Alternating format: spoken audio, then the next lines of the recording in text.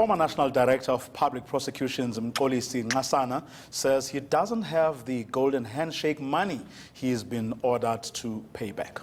The Constitutional Court on Monday ruled that Nxasana was unconstitutionally removed from his position. The court also ordered him to pay back over 10 million rand he received as a payout to vacate his office. In a frank interview with ENCA's Spamandla Goge, Nxasana says he feels betrayed by former President Jacob Zuma, Zuma's former lawyer Michael Haley, Justice Minister Michael Masuta, and former Justice Minister Jeff Radebe. You have not been working for 3 years. Yes. You have to pay back 10 million. How do you pay back such a huge amount of money? Well, I think it's one of the considerations that I have to make. I think I have to pay it. The ruling doesn't say where I should pay this money or to whom I should pay the money. Then I'll wait for whoever that I'm required to pay back that money to approach me. Then probably will then enter into some negotiations. And do you still have that money though? Is it still in your bank account or you have spent some of it? I don't have it. You have spent all of it? I had to leave. I had to earn a living, my brother. I had liabilities. And remember when the money came, I didn't steal it. It was paid into my account. I wasn't working. And I had liabilities that I had to see. What are your feelings towards former President Jacob Zuma? Well, my feelings towards President Zuma is that I regarded him as a father, firstly. My father and him were in the struggle, in the ANC struggle. And I respected him, and I still respect him to this day as a father. But I was very disappointed at what he did to me. Because really, not only to myself, because this affected my family a great deal. I am where I am today, being the victim of all the circumstances here, because of him, because he allowed himself to be threatened or intimidated by people who had their own agendas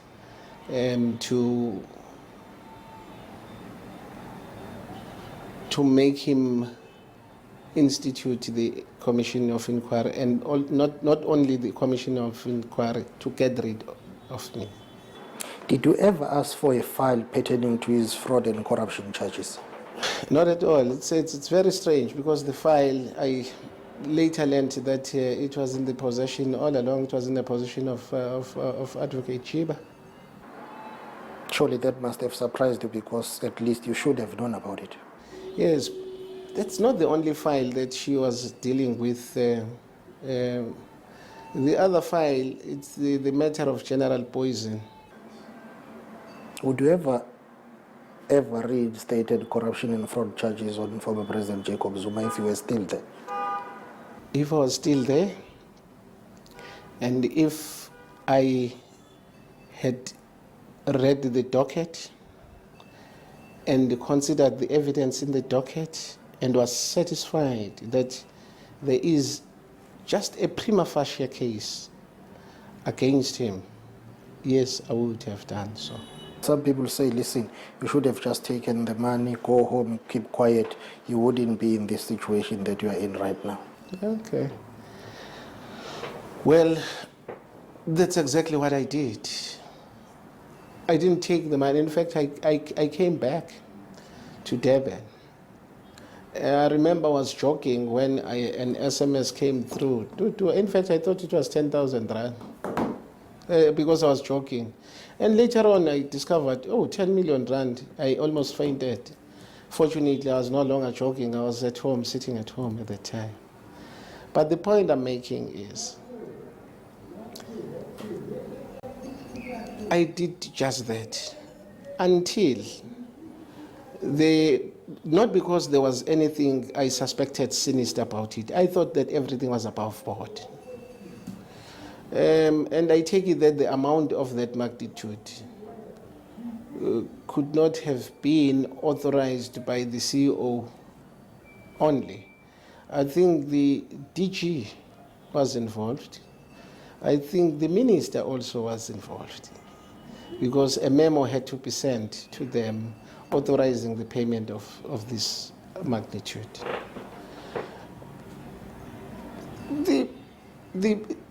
The issue where you say, if I sat home and did nothing and didn't say anything, I sat home until I was served with the papers by, I think, Freedom Under Law, if I'm not mistaken. Then I said, here is trouble. But still, I said, I've been subjected to all this humiliation about at NPA. When is this thing going to end? I'm going to abide. I don't have to say anything. They want the money back. I said to myself, I'm going to abide. But then I made it a point that and I was not even prepared at the time, to file an affidavit, because I was abiding at the time. But until the former President Zuma, made some wrong arguments about me, suggesting that I made a request to vacate office, then I felt I had to clear that.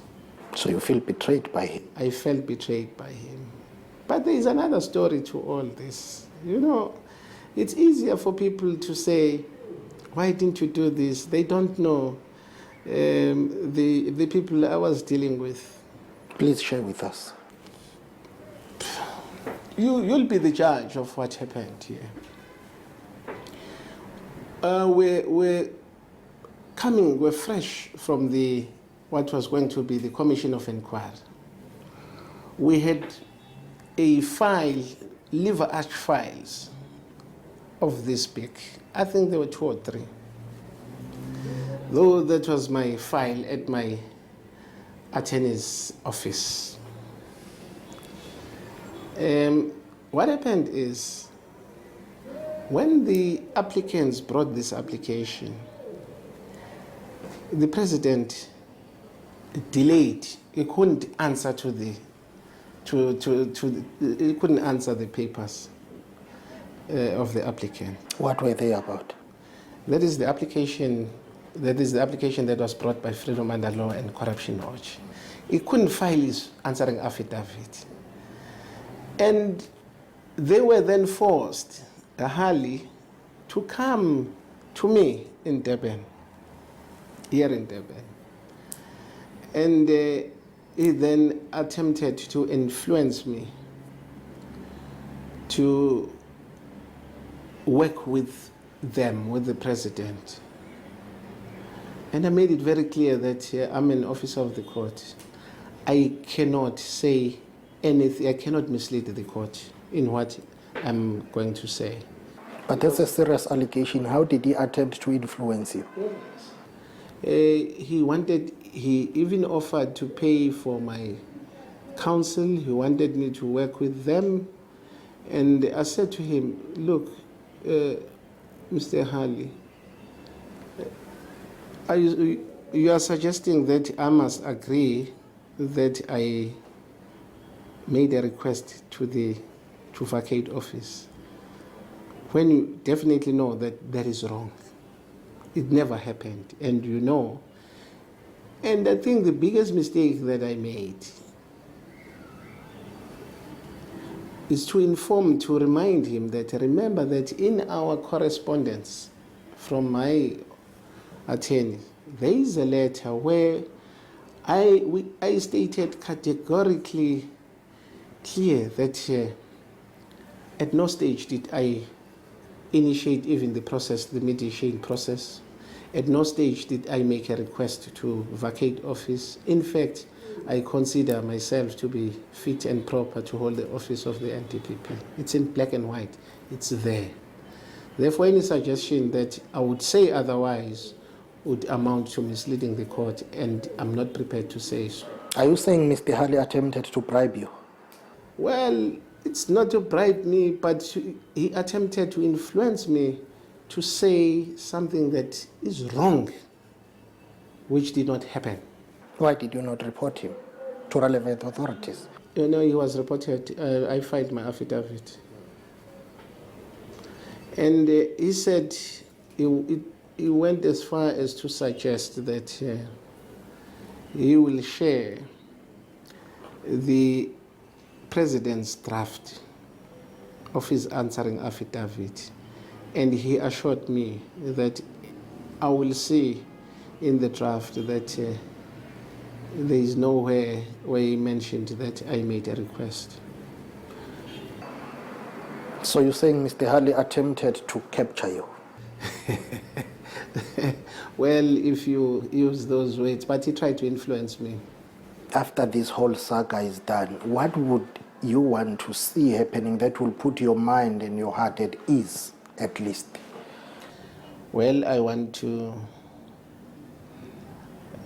move on with my life.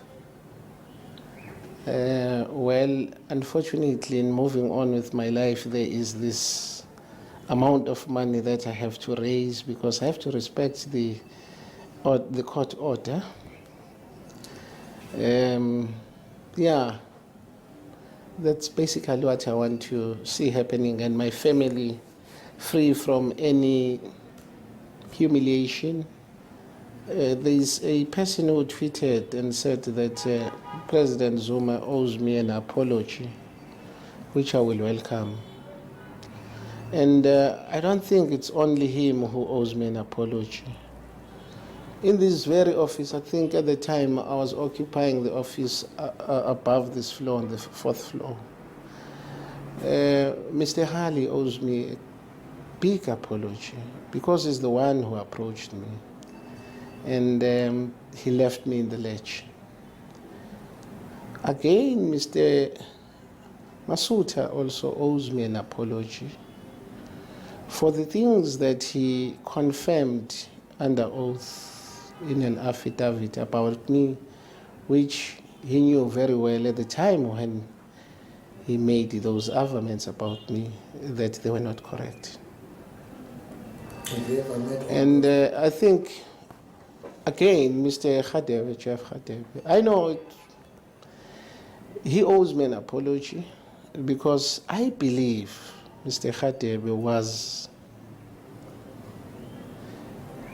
influenced in doing this. I think he was misled.